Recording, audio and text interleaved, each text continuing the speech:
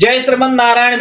मित्रों महर्षि पाराशर बृहद पाराशर होरा शास्त्रम के 12वें अध्याय भाव विवेक फलाध्याय में कहते हैं कि जन्म कुंडली में जो 12 घर होते हैं उन 12 घरों से आप किन किन विषयों का विचार कर सकते हैं। तो आज के पहले हमने 10 श्लोकों का वर्णन कर दिया है। अगर आपने उन वीडियोज को नहीं देखा है तो हमारे YouTube पर जाइए, वहां जाकर के इन सारे वीडियोज को देख सकते हैं। ठीक है, तो चलिए आज हम 11वें श्लोक को देखते हैं। 11वें श्लोक में महर्षि पाराशर 11वें भाव के विषय में बतलाते हैं। तो चलिए देखते हैं कि महर्षि पाराशर अपने 11वें श्लोक में कहते क्या है। कहते हैं कि नाना वस्तु भवस्यापि पुत्र जायादिकस्य च आयम वृद्धिम पशूनाम च भव स्थानान निरीक्षयेत। कहते हैं कि 11वां घर जो होता है जन्म कुंडली का, उस 11वें घर से आप जातक के आय के विषय में विचार कर सकते हैं। जातक की आमदनी कितनी होगी, ठीक है, इस विषय में आप विस्तृत विचार कर सकते हैं। जातक के जीवन में कितने किन किन प्रकार के वस्तुओं की प्राप्ति होगी,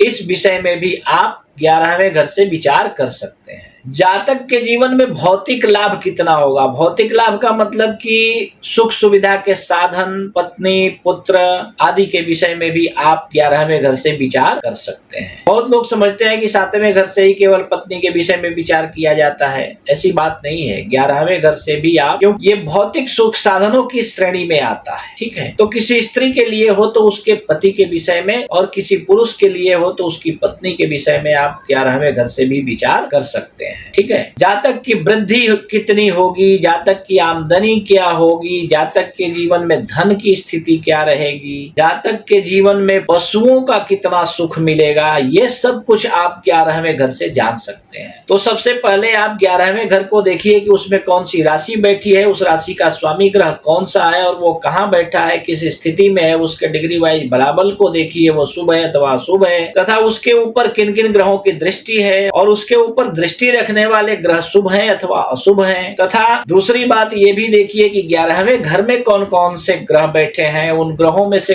कितना ग्रह शुभ है अथवा अशुभ है, उन ग्रहों के ऊपर किन किन ग्रहों की दृष्टि है तथा उन दृष्टि रखने वाले ग्रहों में कौन कौन से ग्रह शुभ हैं अथवा अशुभ हैं। इनकी मात्रा आप देखिए, नाप तोल कीजिए और परसेंटेज वाइज इसका निकालिए।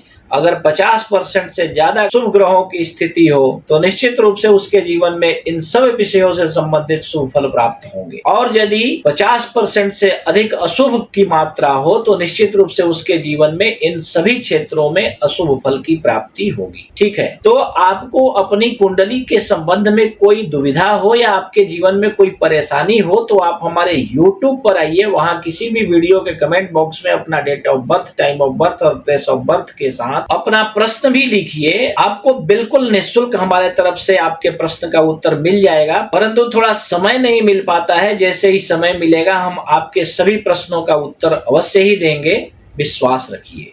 ठीक है, जय श्रीमन नारायण।